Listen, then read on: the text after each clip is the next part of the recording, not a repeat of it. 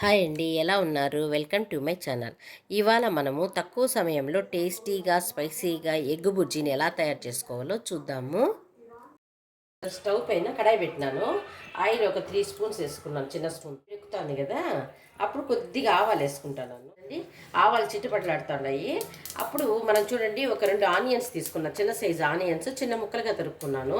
దాంట్లోనే పచ్చిమిరపకాయలు చిన్న ముక్కలుగా వేసుకున్నాను. కరివేపాకు చిన్నగా తరుక్కున్నాను. ఇప్పుడు చిట్టుపట్లాడుతుంది కదా, అప్పుడు మనము ఆనియన్స్ని వేసేసుకోవాలి. చూడండి,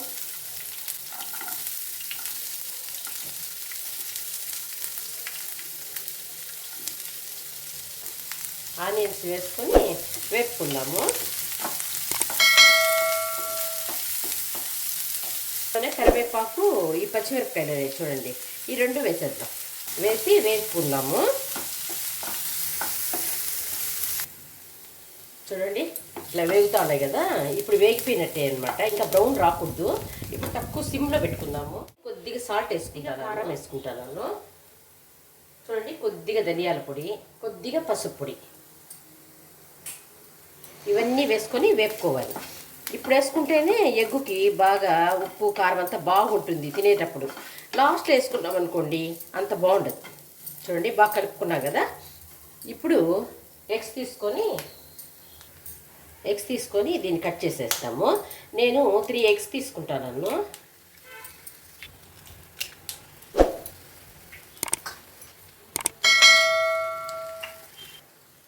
చూడండి, ఎగ్స్ వెంటనే కదపకూడదు అనమాట, అట్లే పెడతాం కొంతసేపు, ఒక 2 నిమిషాలు అట్లా. చూడండి, ఇప్పుడు కొంతసేపు అయింది కదా, ఇప్పుడు కొంతసేపు అట్లా పెడతాము.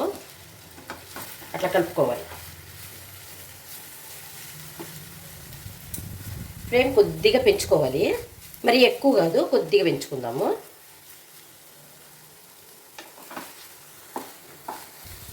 మీడియం ఫ్లేమ్ పెట్టుకోవాలన్నమాట. హై ఫ్లేమ్ పెట్టుకోబాకండి, ఎందుకంటే మాడిపోతుంది మళ్ళీ. అసలు ఎగ్గు టేస్ట్ రాదు సరిగా. అందుకని మనం మీడియం ఫ్లేమ్లో పెట్టుకొని కొంతసేపు అట్లా పెట్టుకుందాము. చూడండి, ఇప్పుడు కొంతసేపు వేపుకుందాం బాగా. నాన్ స్టిక్లో వేపుకుంటాను కదా, అడుగు పట్టదనమాట. మామూలు కడాయి అయితే కొంచెం అడుగు పడుతుంది. చూడండి, ఇట్లా ఎక్కువ కలపెట్టుకోకూడదు. ఎక్కువ కలపెడితే మరీ చిన్న బుజ్జి అయిపోతుంది. చిన్నవిగా, మరీ చిన్నవిగా అంటే అంత బాగుండదు కదా. అందుకనేసి ఇప్పుడు ఏం చేయాలంటే, మనము కొద్ది గరం మసాలా వేద్దాము. ఒక 1/2 టీ స్పూన్ అనుకోండి గరం మసాలా.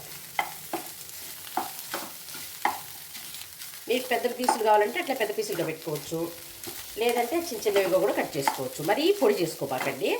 చేసుకున్నా కొంచెం అట్లా ఉంటే వేడి రైస్లోకి భలే సూపర్గా ఉంటుంది ఇది. అసలు వెంటనే చపాతీ చేసుకున్నాం అనుకోండి, దానికి కూరలు ఏమి లేవు, వెంటనే ఎగ్ బుర్జీ చేసుకున్నాం అనుకోండి, దాన్ని పెట్టుకొని తింటే చపాతీతో సూపర్ టేస్ట్ వస్తుంది. అసలు చాలా బాగుంటుంది.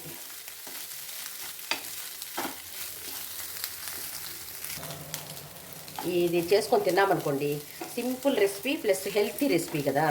అందుకని చాలా బాగుంటుంది. బాక్స్లో ఒక 2 చపాతీలు ఎత్తుకొని ఈ ఎగ్ బుర్జీని పెట్టుకొని పోయినామనుకోండి, హెల్తీగా ఉంటుంది, ప్లస్ తినేదానికి టేస్ట్గా ఉంటుంది, బాగుంటుంది. అంతే. చూడండి, ఎగ్ బుర్జీ రెడీ అయిపోయింది. దీని కాబట్టి మరీ చిన్నవి కాకుండా ఇట్లా మీడియం సైజు కూడా కట్ చేసుకోవచ్చు. చూడండి, వేడి ఎగ్ బుర్జీ రెడీ అయిపోయింది. చూడండి ఎంత బాగుందో. వేడి రైస్లోకి సూపర్ కాంబినేషన్ ఇది. కలుపుకొని తింటే చాలా బాగుంటుంది. మీరు ఒకసారి ట్రై చేయండి. చూసారు కదా, సింపుల్గా 5 మినిట్స్లో ఎగ్ బుర్జీ రెడీ అయిపోయింది కదా. ఈ రెసిపీ కనుక మీకు నచ్చినట్లయితే లైక్ చేయండి, షేర్ చేయండి, సబ్స్క్రైబ్ చేసుకోండి.